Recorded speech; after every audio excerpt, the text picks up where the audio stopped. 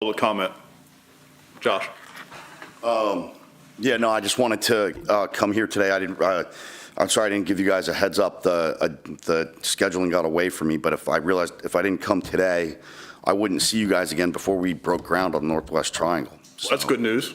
yes, so that's my update. We're in for building permit. We have our financing. I'll probably be reaching out with Blanda next week to start coordinating closing on the land.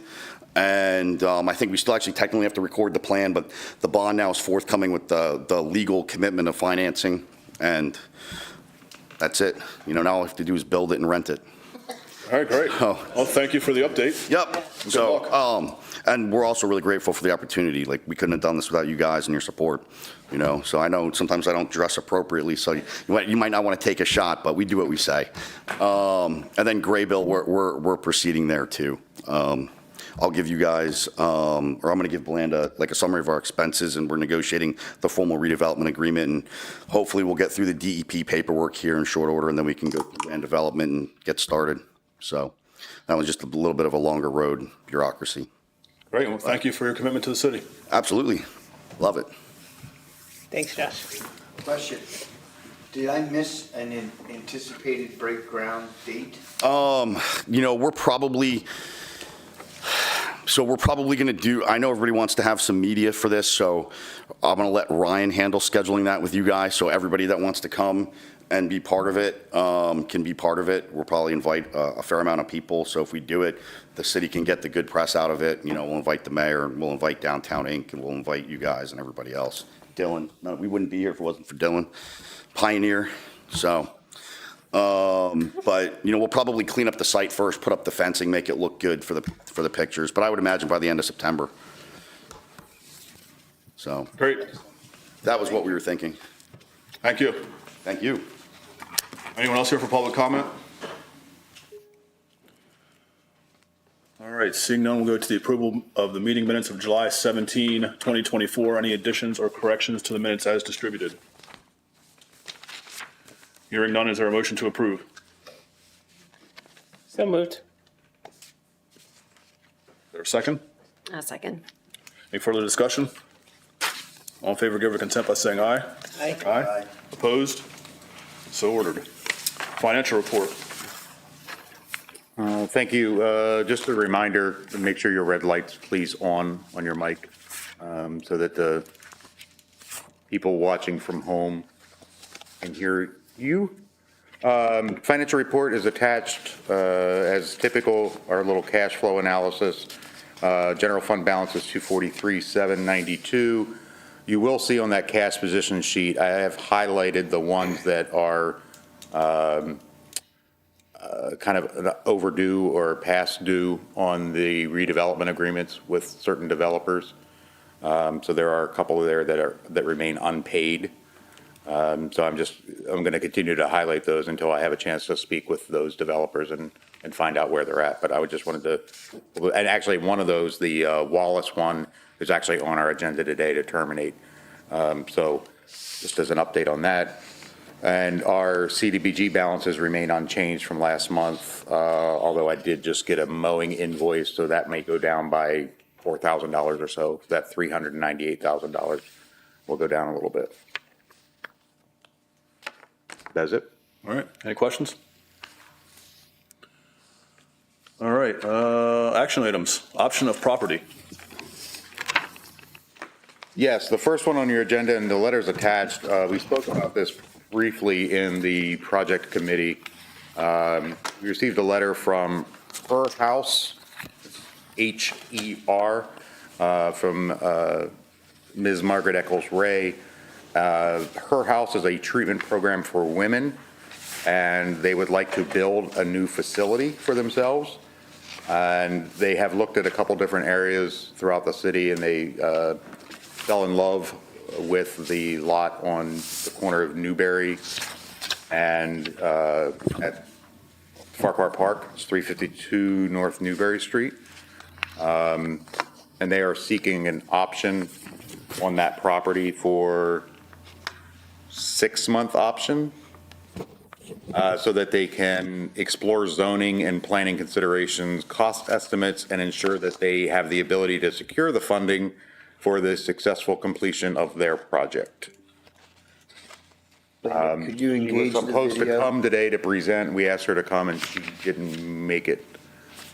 Sorry, I don't have any more information than that. Video? I'm sorry? Video?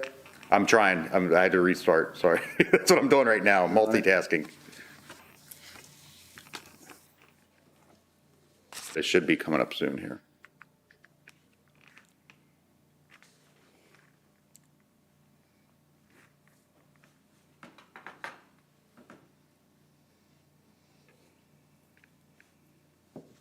While you're pulling that up, what did we discuss last week? Was it 500?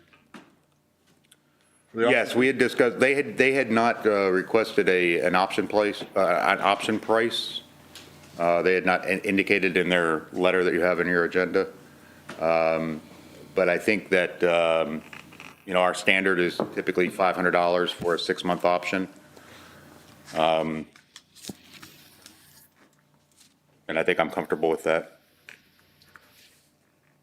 I have not heard from them if they would be comfortable with it or not, of course. You okay proceeding without the video? Yes. All right. All right, any questions? There it is. I was thinking more for the public. I saw this at the project committee meeting. Oh, I'm Not sorry, too long ago. it's on the screen now. It's the corner of Newberry and Park. Apparently there was a house here at one time that was demolished. And now it's actually, she has a vision of a grand Victorian home with a front porch that people could sit here and obviously remove these trees. And it's nice adjacent to the tranquil and walkable Farquhar Park. Are there any questions from the board? Hearing none, is there a motion to enter into a 6-month option agreement for 352 North Newberry Street to her house for a price of $500? So moved. Second. Any further discussion? All in favor, give their consent by saying aye. Aye. Aye. Opposed? So ordered. Another option of property. And this one, their letter is also attached, and we do have 2 gentlemen here to speak about it. This is for York XL, who is seeking funding through the Commonwealth's local share account program, which is actually casino money. And they are working on that application right now, I believe. And they would like to, I can let Skylar or Sal talk more about it, but they would like to option 3 lots in the northeast neighborhood. Hi, so I'm Skylar Yost. This is Sal Galdames. Sorry. So we're talking about York XL, a community nonprofit. One of the things that our mission is to create empowered communities where we can build community wealth. And together with, so I work for Penn State, together with Penn State, and hopefully, as this goes forward, the RDA is a partner. We're trying to create a plan to build a community of neighborhood developers from disadvantaged communities so that we can have more neighborhoods that are being affected by change, have that change come from within, and have the benefits of that change be able to remain within the community as much as possible. So what we're hoping to do with these 3 lots is apply to the local share account program through the state, get funds to develop all 3 of them into rental properties, small mixed-use rental properties, and have all of the profits from the annual operating, operations of the buildings go into funding a cohesive strategy called that we have been calling Neighborhoods Built by Neighbors. So it would fund, part of the plan is at least 4 trainings a year around different small scale developer skills. So that's building pro formas, that's managing trades, that's anything to do with navigating zoning in the specific neighborhoods that we'd work in most frequently.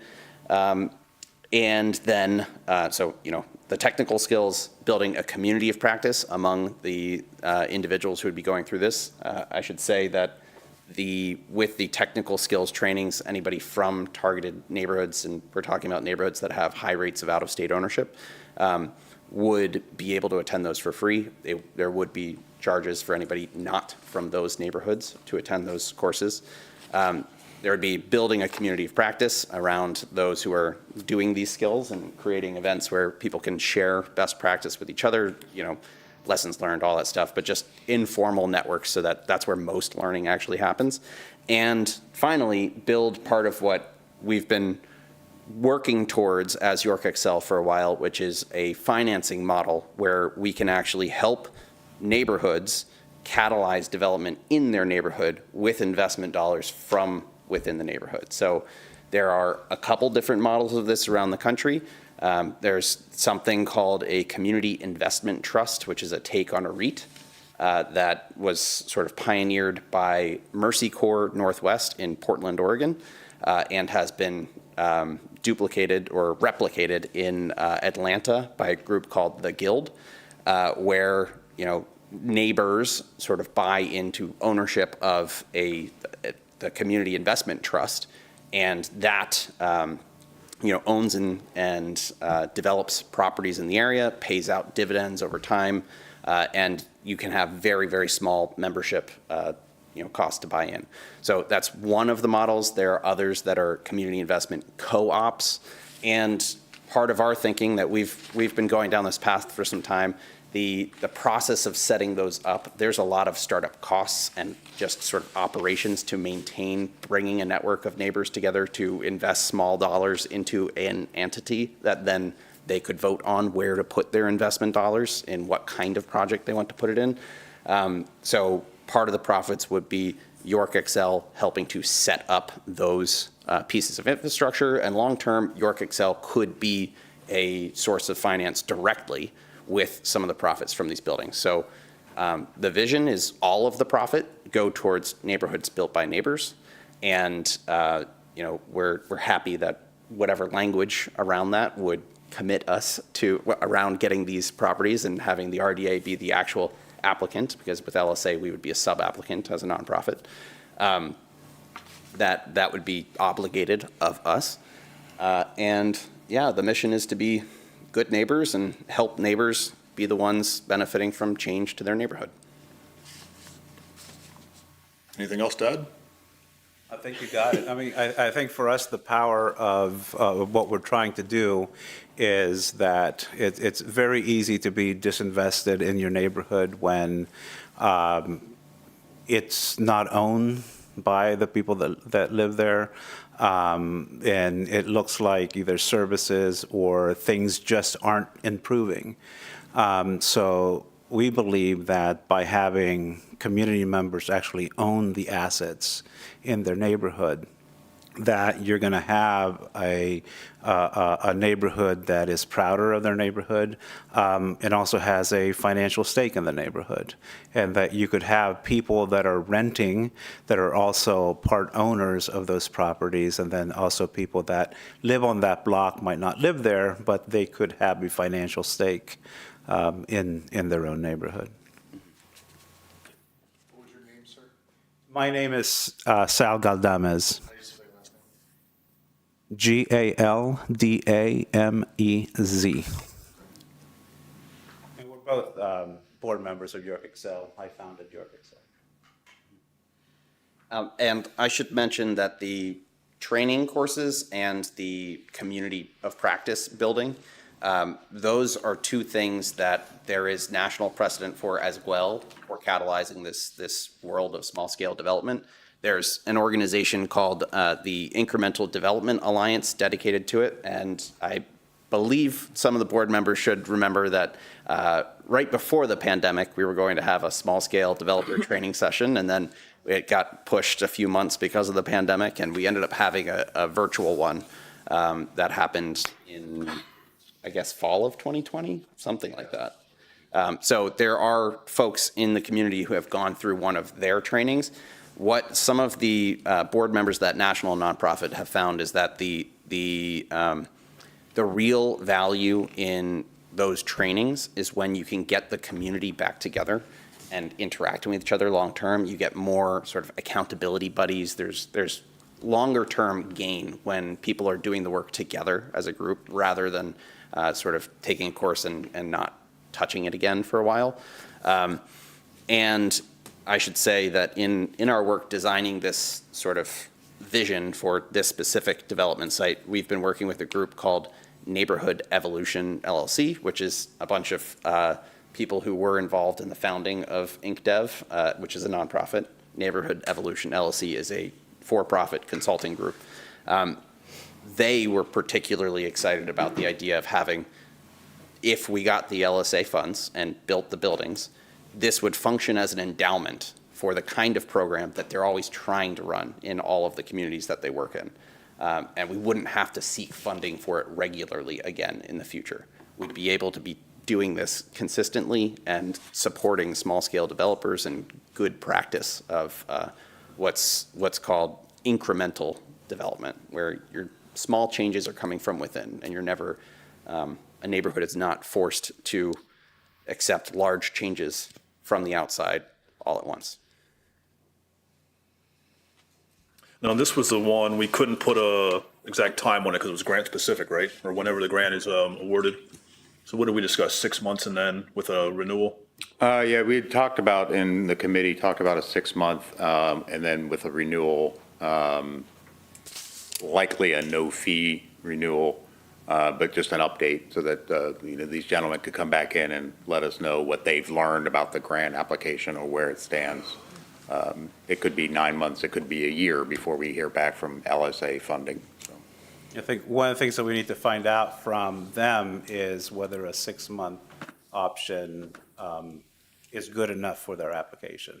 It's one of the things that they want to see is that there is a property available and somebody that's willing to sell it to you to make this project work. Would they accept the 6-month option that's the part. with a renewable, Yeah, with another 6-month renewable option after it? We were talking about that on the way here, and I guess the hurdle is whether or not the renewal is like, if it's our choice and we can say we renew it, then that I think in a legal sense, that's one thing. But if there's a hurdle where we could be denied while they're still approving the, deciding who wins, and we win it after we've lost title, then that would be a challenge. That's no problem for us to do that. What he's asking, is it?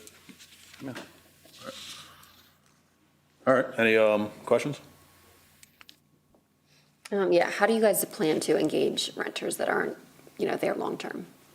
Or might not plan to be there long-term? Yeah. Or you mean in the site or Within, in yeah. the investment or? Either. So I can talk about the neighborhood. So York Excel has been working in the Northeast neighborhood for like 6 years now at this point. And we're out on a regular basis. We're constantly talking with people. We've been taking care of the Broad Street Greenway Gardens, in particular the 3 gardens that are the Ivan and Zach Firefighters Memorial Garden. So we have a presence there. We build trust, but we also know that you have to keep engaging because renters in the city move a lot. So that's why we're constantly out there. But we have, I think, a good bit of people that are still, even on Walnut Street where this is, people that we've been working for a long time. So in terms of how we're going to get them to invest, that part we'll have to figure out, but we also understand the demographics of the people that live on Walnut Street. So we're talking about more like, let's say, $5 a month or $10 a month, something that could, not a lot, obviously your return is not going to be as much, but it gives you something to start with. And as we work with other programs that we are doing, hopefully they can build the skills to have more funds to be able to put into it. So again, just continue doing what we've done. We've done more than 10 barbecues. We've done markets. We've done community cleanups. I've worked with, been at Nina often, as well, I guess, Crystal's Place. So we feel that we're pretty well connected, and that this would come come as a welcome change. We have talked about some type of program like this with people for years. It's just taken us a while to actually have everything coalesce around this idea. Any other questions? And what we talked is 500 per lot for the option. That was the question that was the question that came up at project committee is, does the board prefer to do 500 per lot, or it's typical if we have clusters of a lot like that, what we will do, we have done $500 for the cluster. So that's the board's call. Any objections? I'd recommend we do 500 per lot for a total of 1,500, but give them a 1-year option instead of a 6-month option. So they don't have to Agreeable? come back to us. Yeah. Okay with you? Hannah, you go to that? Yep, good. All right. Any other questions? No, I like the idea of the extended period because it sounds like you need site control for that application. All right, is there a motion to enter into a 12-month option agreement for 234, 236, and 238 Walnut Street to York XL for a price of $1,500? So made. A second. Further discussion? All in favor, give their consent by saying aye. Aye. Aye. Opposed? So ordered. Good luck. Thank you. Conversion of redevelopment agreement. You may not recall, but we have currently 701, 703 Prospect Street under a redevelopment agreement with Dr. Reverend Mark Kearse. And he has been working very diligently on this project with contractors, getting prices, walking through, getting estimates, meeting with zoning and planning to figure out parking. Right now it is or it was at one point an unlicensed multi-unit property, haphazardly put together, and he has done a yeoman's work on planning and a lot of effort to try to convert. It is a large building. It was an illegal, I think, 5-unit, and I believe he wants to make it a 3 or a 4-unit. The issue that he has run into is getting financing from a lender. So he would like to reassign or convert the redevelopment, actually purchase the property as is. And typically when we do that, we add all the clawback provisions that are typically in our redevelopment agreement into the deed. So that would require him to get a certificate of completion. It would keep the same timeframes in place.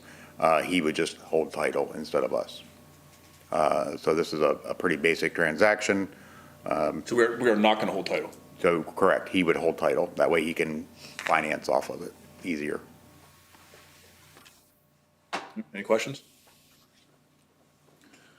All right. For typically planned for $1? No, this one we have under agreement for, I believe it's 10,500 or something like that. It should be it's on the cash flow sheet. All right, is there a motion to authorize to convert the existing redevelopment agreement with Mark Kearse for 701, 703 Prospect Street to a deed with the same covenants so Mr. Kearse can secure lending? So moved. Second. Any further discussion? I think it's Reverend Kearse. Dr. Reverend. Thank you. Further discussion? All in favor, give their consent by saying aye. Aye. Opposed? So ordered. Termination of redevelopment agreement. Yes, we had, the RDA had entered into a redevelopment agreement for 326 Wallace Street, which is the end unit on Wallace directly behind or adjacent to the city's salt dome. Street view doesn't even go down that way, but it is this end unit that you can barely see down here. Entered into agreement with Terry Ziegler. He was to have completed the renovations by this past April. He has not, and I recently learned 2 weeks ago that Mr. Ziegler has in fact passed away. So his business partner, who was helping him with this, is interested in taking over. He will reapply under his name and provide the same information that we required of Mr. Ziegler. And we will hopefully approve him to continue on with a redevelopment agreement in his name instead of Mr. Ziegler's name. But I just wanted official action to terminate the agreement. So we're taking no action on the new agreement at this Correct. time. I did not receive his information yet. All right, questions? Is there a motion to terminate the redevelopment agreement with Terry Ziegler for 326 Wallace Street due to expiration? That's creative wording there. The contract expired in April. So moved. Second. Any further discussion? All in favor, give their consent by saying aye. Aye. Opposed? So ordered. Ratification of contract execution. Yeah, this was an e-vote that we did on somewhat of an emergency basis for underground storage tank studies at the Densplay campus. As part of the Phase 1 investigation and mapping all of the utilities, the underground ground penetrating radar disclosed, I think there were 3, potentially 4 underground storage tanks that weren't shown on any mapping. So there's a change order from the engineer for an additional $16,000 to drill some additional borings and do some groundwater sampling in the area of those tanks. Maybe even open up some lids if they can find access to them to see what's inside and if they've leaked or not. So I just wanted to have a motion on here to ratify that $16,000. So made. Second. Any further discussion? All in favor, give their consent by saying aye. Aye. Opposed? So ordered. Related properties. And Mr. McMillian from the Blight Task Force Zoning Officer, whatever your name is. Monty is here to walk us through some of these properties. He did just email me the lists, and I'll follow along with your agenda. We're starting with 539 West King Street. And I did put pictures in your packet as well that I printed out. And these were all certified as blighted to the Redevelopment Authority at last Monday's Planning Commission meeting. They've all met the applicable break criteria, as is stated on Monty's info sheets here. So these are all pretty, I don't want to say they're standard. There's no such thing as a standard blighted property, but Monty's done a good job of the research of the electric, the gas service, and can briefly talk a little bit about more information on these properties. They've all been posted. All the owners have been notified.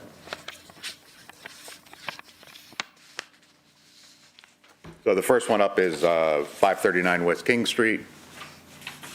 Jose Infante. I know that Cherie and I were actually working on this property years ago. Actually, 541 adjacent to it was in similar condition, but they've started to do renovations and pull permits on that one, right, Monty? Yes.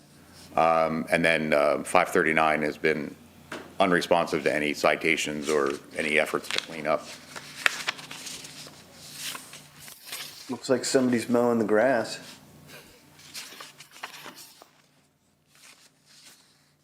If I were to guess, I would say it's probably the neighbor because this house is really in Yeah. decent shape. Yeah. Monty, is there anything to add on this one? Not too much. I just noticed we've been out there, I think last year around this time, and they was actually doing work on the building, and then they stopped. And once they stopped for 3 months, that's when it came back on our radar, and then that's when we picked the ball back up and start doing our investigation on this property. And then I sent the owner letter out, didn't hear anything back. We actually got the certified letter back in the mail, and nobody's been showing up to the property doing any work. And I believe it is the person that owns 541 that is cutting the grass, because I get my hair cut 2 doors down the street. So I noticed Inside that the scoop grass there, is yeah. getting cut, but the property, nobody's working on it, nobody's come to it in about 2 to 3 years.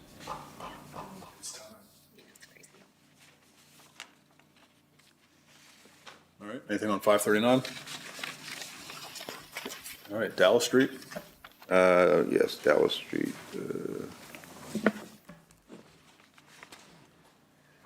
528 Dallas Street. The owner is from Freeport, New York, and I know that they do owe 2022 taxes.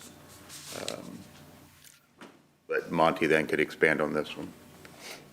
Yes, this came to me because the neighbor across the street, they've been complaining about this property for about 2 years. First time I went out there wasn't really too much criteria that it met for it to be blighted, but as the years go past, we went back out there in May and started doing our investigation. Come to find out, the owner hasn't been there in about 2 years. Has no water service, no electric, no gas for 2 years. They owe $973.38 in taxes for 2023. In 2022, they owe $1,057.86.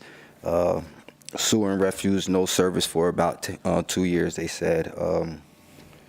The blight criteria that it met was AI and 4, and we sent certified and regular mail. None of it came back, so we do know the owner has received the mail and everything, but we haven't received any phone calls or anything about this property since we started taking this through this process.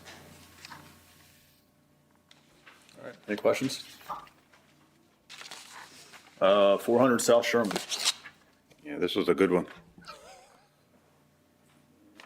And actually, looking at this one, I will preface it that this has been a problem property in the city since at least 2006 or 7. There's quite a virtually thick file on the property. Now, Monty's, what's on the screen are the street views. What's in your packet is the aerial view. You can see that there's virtually no roof on the property. And I tried to count, I counted 15 cars and 7 motorhomes in the back lot on this property. Yeah, the video doesn't do it justice. It's almost like a flagpole kind of lot. And the flag that's back behind all those storefront buildings, if you see the aerial shot, it looks like a junkyard Yes. of vehicles.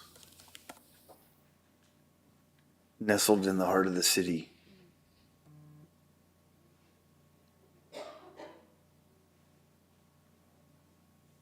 There you go.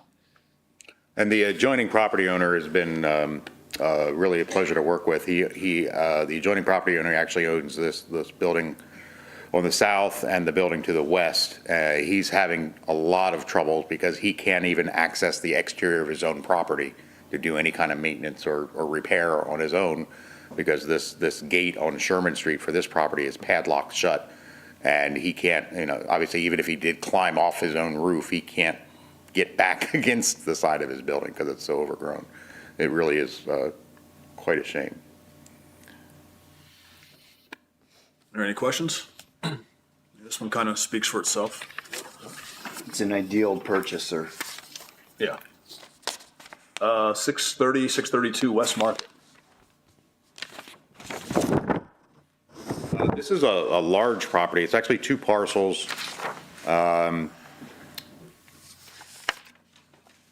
There it is. This was recently purchased by an owner that lives in or has a mailing address of Las Vegas, Nevada, named Multifamily Market Street LLC. I think Monty, you can tell us, Monty, I think they started to clean it out and left this pile, and that's how we found out that it was needed some TLC. Yes, they gutted both properties.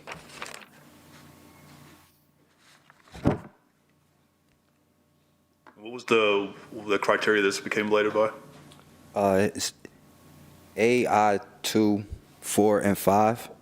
And then when we checked the utilities, they owe $1,889.75 for water. 630 hasn't had no service for about 2 years, she said. 632 has active electric. Gas service for both been set off for several years. They don't owe any taxes, and sewer and refuse has service. We've reached out to them. Is there anybody in there? Is there tenants in the one with the electric? No, They're both vacant. they're both vacant. And from what the neighbor told me, it's basically both insides is just a shell. They gutted everything. They even took the piping out, all of that. And they left all the stuff in the back, right? All of it's in the backyard. What would happen if we don't take these? It becomes a weird, there's a couple properties where we have blighted and made a resolution to take, but we have not taken. They kind of go into this gray area where it's still the same thing. We can still continue to cite the owner because the owner still owns it and the owner is still responsible for maintaining it and taking care of it. That literally becomes the demolition by neglect at that point in time. If we don't step in, it will sit there and rot away and eventually fall down and become an emergency situation in some cases. Based on our discussion, I mean, there was some potentially significant risk in taking these two. A lot of the significant risk is the price, Right. quite frankly. This one, I think, transferred, Monty, do you remember, it was $350,000? It was 370.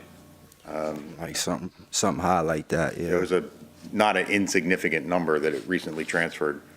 But if we try to reach out to the owner and they're unresponsive and, aren't fixing their property, sometimes we've got no choice but to. So what they've paid for it is irrelevant. We would be on the hook for whatever the appraisal value is, right? Yeah, what they paid for it is really inconsequential because we get an appraisal. I mean, in most of these cases, and just for everyone else that's here, once the RDA files or passes a motion tonight, we'll file the paperwork with the county prothonotary's office to file the eminent domain. We, again, wait 30 days for them to get service. They have 30 days after they receive service to file preliminary objections on the process of eminent domain. After those times have expired, then we request the court to set a board of viewers assigned to the property. That board of viewers is a group of local real estate and law professionals that will come out and visit the property, view the property. And at that visit, we also show up with the city's code officials so they can determine what repairs will be needed. And the RDA shows up with its appraiser as well. So we, in some cases, break in to appraise a property to see what it's worth and what it needs done to it. Then that appraisal, once complete, is given back to the court and to the board of viewers, and the board of viewers sets a value based on that appraisal. At that same time, the property owner, if they don't object to the taking, they have the right to secure their own appraisal, and we can reconcile those two appraisals. The board of view will look at both appraisals. So their argument could be that, they just paid this for $350,000, and it's got value to them. That was in September of 2021. So we're coming up now on 3 years since they purchased it. Our appraisers always look at the cost to cure. So we do deduct any kind of repairs that would be needed off of the appraised value because we're buying it as is, where is. So if this is gutted, I mean, everything's going to need repaired then. Correct. So it could need $500,000 worth of repairs and have a land and building value of 300, which makes it then negative 200,000. So then our acquisition price would be $1, absent any argument back from the owner. Mike? When you're ready for questions. Go ahead. Blanda, I respect your opinion greatly. However, playing devil's advocate, I think the testimony was one of the two units still has active electric and is current on its real estate taxes Yes. and its water and sewer. Water, they owe $1,889.75. So technically it's blighted, but it's not the most, one might argue it's not the most hideous, uncurable amount of blight. And 3 years ago, they paid $300-some thousand for it.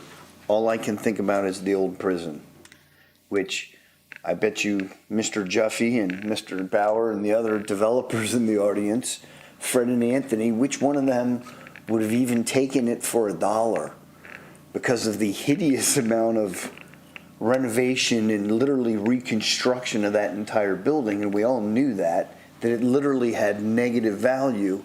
But unfortunately, and I wasn't involved, I only wish Don Hoyt was here because he, I'm sure, have lots of thoughts on this, but some appraisers came back with the valuation that thing was worth like $1.2 million or $4 or.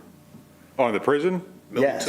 Yeah, $1.2 million, yeah. Which literally almost bankrupted the city redevelopment authority, and had not Think Loud been on their best behavior and actually made their payments that they had contracted with the city to make, and they did. They made their payments to absolve the city of ultimate liability for that judgment, right? So they were, they. The RDA, not the city, just to Okay, clarify. well, the city RDA. Yeah, right. Well, and we had less than $1.2 million assets on the balance sheet, so this would have been a really devastating financial event. But we fortunately did not, the guillotine blade just nicked us, and we were fine. And I haven't said this during my 3 terms on the RDA board ever, but I almost think the property's not blighted enough for us to want to take it yet, because that $300-some thousand purchase price 3 years ago is the kinds of things that makes jurors and boards of view and judges sometimes see value when no one else sees it. And I would hate for us to blight it a little too early. I mean, I get that we don't want it to fall into even further disrepair, but I'm curious what Monty's opinion is. I mean, the pile of trash in the back could be removed in a weekend, right? I don't know about a weekend. There's a lot of stuff back there. These bitches don't do enough justice, but The fact that they're current on their taxes tells me there's at least some interest by the owner of And, this property. and the roof's good, right? we have no idea. I have no idea. Looks like some patch. I mean, the front there doesn't look Well, so good. no, it doesn't. But, you know, we can't go back and question why someone paid Here. $300-some thousand for this 3 years ago. I mean, I'm leery of this also just because of that prison experience. I mean, if we vote on this, I mean, we're all in if we vote on this today, right? No, not necessarily. We can make the motion to blight the property, certify it as blighted, and make a motion to file for the taking, but not necessarily file. We don't have to, because then we don't have to take the next step to actually do it. We have another property, well, 30 South Howard, we did exactly that a couple years ago. So 30 South Howard is a certified blighted property by the RDA, and the RDA did pass a resolution to file for the taking, but we did not do it because, again, that concern is it's 13 condominiums that could be worth $100,000 apiece, and we don't have $1.3 million to pay for it. So that's where our, just because we pass a resolution doesn't mean we actually have to do it. Or we can come back later, we can certify it as blighted, send them a letter again, and not file the motion with the court to do that. Well, there's no sense of urgency to making a decision on this specific property at this meeting, is there? No, other than Wait just another month. trying to clean up the city. I mean, just trying to eliminate the blight. Well, I'd like to hear Don Hoyt's opinion. But I will, I mean, he knows more about it than I do, and it's certainly something to be fearful and respectful of. just I am aware of a lot that happened with the 319 Chestnut Street and part of the prison. And part of that deal was that at the time, the RDA had an agreement to sell it for $1.2 million to a developer before the taking was complete. So that agreement to sell became part of the discovery for establishing the value. So when the Board of View looked at the appraisal, the RDA's appraisal was $46,000. but the RDA also had an agreement to sell it for 1.2 million. So when the Board of View looked at all of those documents, they decided that, or the judge at that time, because it went to court, the judge decided that if it's worth 1.2 to somebody else, it must be worth 1.2 now. And that's why that judgment went so high. So it's always good policy, if not the right thing to do, is not to sell anything before you own it. So we are very, very cautious about that. When people reach out to me and say, hey, let me know I want to buy that, I won't even have I say, we'll talk once we own it, but I won't even have an in-depth conversation with them. Well, you're correct. The courts don't favor eminent domain when it's to just help land developers, and that started like 10 years ago or so, and they're really not in favor of situations, and that's what happened with that prison, I guess, property. So this maybe isn't exactly the same sort of thing, but it just concerns me, the dollar amount, because I mean, some crafty appraiser or attorney's going to come in and say, well, but actually they've improved the value of it because now they've demoed the inside, they've cleared it all out, and the roof is good, and we think it's worth 400,000. You don't, we never know that until until we get there, yeah.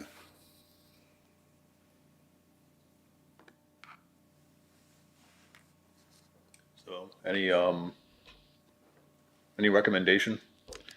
I would recommend,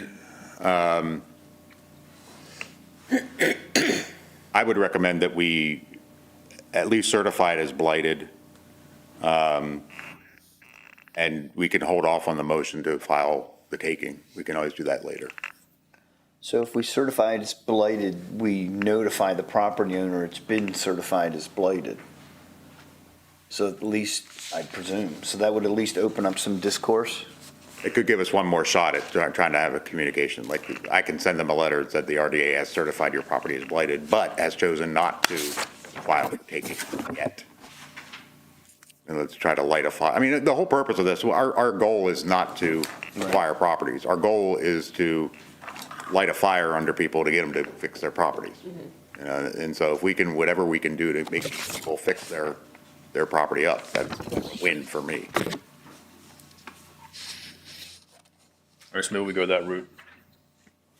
Do the blight certification and hold off on the declaration of taking for the time being. Okay with everyone? So should that one be voted on separate? Yeah, we'll do the others as a slate and then do this separately. All right, 324 Smith Street.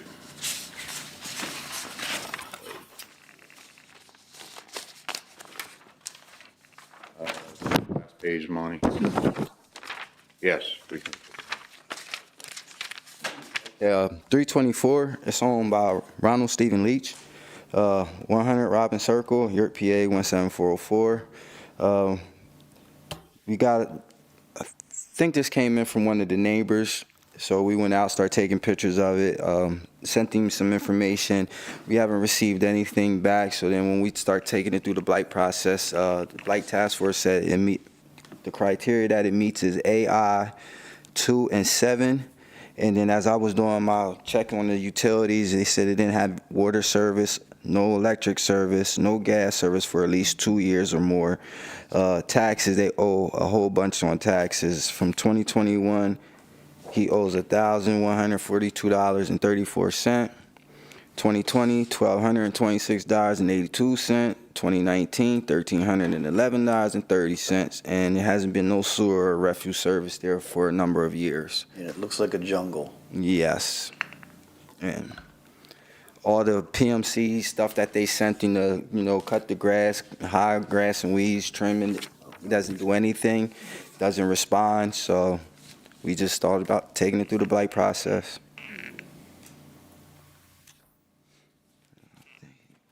Are any questions? All right. So how will we do this here? Is there a motion to certify as blighted and authorize the filing of a declaration of taking for the following addresses: 539 West King, 528 Dallas Street, 400 South Sherman Street, and 324 Smith Street? So moved. Second. Further discussion? All in favor, give their consent by saying aye. Aye. Opposed? So ordered. And is there a motion to certify as blighted 630 and 632 West Market Street? So moved. Second. Further discussion? All in favor, give it consent by saying aye. Aye. Opposed? So ordered. Thank you. Staff report. Sorry, I was just looking up, just FYI, while I was here, the property on Market Street, 632 West Market, previous, as we discussed, it sold in September of 21 for $350,000. The previous sale was in January of 19, where it sold for 150, and the sale before that was 1994 for 60,000. So I don't know what happened between 19 and 21, but I doubt, it looks like they put $200,000 worth of work in it, that it needs all torn back out. So it looks like Lockwood Property Holdings sold it to Market Street Multifamily LLC, and I'll try to do some research on both of those entities to find out what's going on. Yeah, staff report? I was going to tell you about the Northwest Triangle, but Josh came in and stole my thunder, which is a good thing. I will tell you that we've been working really hard with the, this isn't so much an RDA thing, more of a city thing. I've been working with Harrisburg University. Well, it actually is an RDA thing because we have the RACP for Harrisburg University, building their glass greenhouse on North Beaver Street. We had some really interesting discussions in that they may not, the preliminary discussions, they may not be able to use all of their RACP on that project. And I suggested, and they seemed warm to the fact that they could potentially take some of that funding away from that project, and maybe we could redirect it with the state's approval towards Penn Market, which would help a lot with the Penn Market funding shortfall that we're seeing right now. I did have a really good meeting with the architect. We came up with a little bit more value engineering on that project. And I also publicly thank Royal Square. Damien and his team sat down with our 65% drawings and did a complete takeoff and estimate on the construction cost of Penn Market so that I could control it or compare it to the architect's takeoff amount, because the contractor is obviously going to be a lot more realistic. And they weren't far off. They were, what's $1 million between friends? So and Damien and Royal Square were very helpful in suggesting other ways to value engineer the project. Probably found close to $800,000 worth of savings that could be or should be designed out of the building. So that we'll continue to work with that. Last conversation I had with the architect is that they hope to have 95% drawings done by the end of September. So that's some forward, but it's painfully slow, but we are working towards at least having a design that we can go out the bid and get real prices on to save money on that, or to find out how much more money we actually need. And then on the Densify project, I talked a little bit about the underground storage tank that was found. We continue to work with the developer on finding some tenants or some co-located uses. They're right now doing some interior demolition work, so that what we call selective demolition, so that they can access areas of the building that need lead-based paint and asbestos remediation completed. And they've received some pricing. They've actually put it out the bid for the lead-based paint and asbestos remediation. So they're starting to get those prices together now too. So it's forward motion. And I had a really good meeting today. Since they're in the audience, I'll call them out. A really good meeting today with Fred and Foursquare Development, working on some very schematic ideas for the Hope Street Garden with Murphy and Dittenhafer as their architect. And it was a good meeting, even though Anthony didn't show up. So I got his back. that's about all that I have for you. All right, anything else for the good of the order? All right, meeting adjourned. Thank you.